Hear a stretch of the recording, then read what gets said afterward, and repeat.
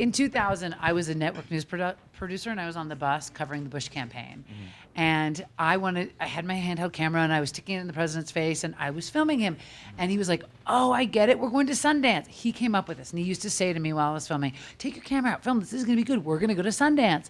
So in 2000, I went home, and I made this little movie in my living room, and I sent it to Sundance. And I made a little trailer that had George Bush being like, "We're going to Sundance." Well, guess what? We didn't get into Sundance. So then when I'd see the president at the White House, he'd be like, "We're going to Sundance." I'm like, I'm sorry, Mr. President. We are so not going to Sundance.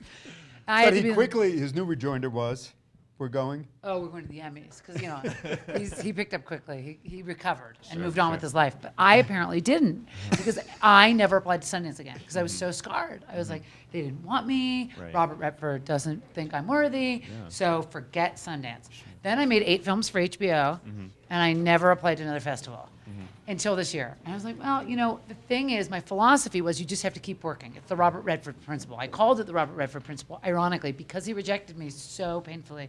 I kept saying, well, you just have to keep working. Because he made a lot of movies, but then he kept working, and he did Butch Cassidy and the Sundance Kid. Right. But then one of his best films ever was Quiz Show, which he wasn't even in, but he directed. And so that is the principle. Like, you just got to keep working because your best work may be in front of you.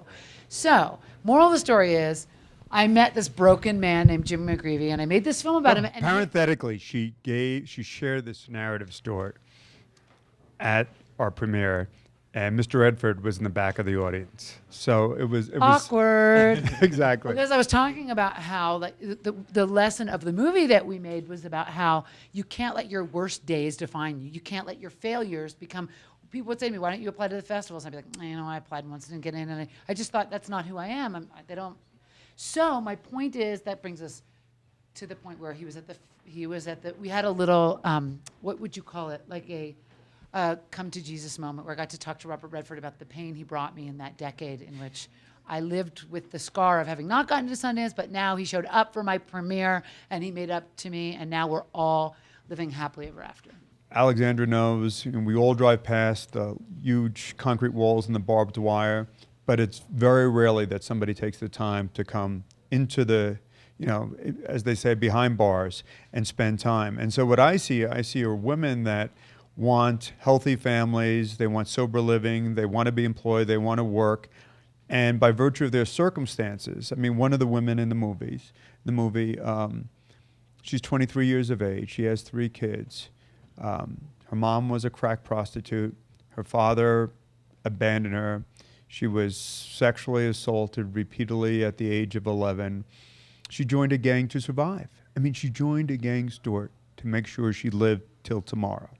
And that gang did some really lousy, shitty things. But now she's serving a 7-year sentence.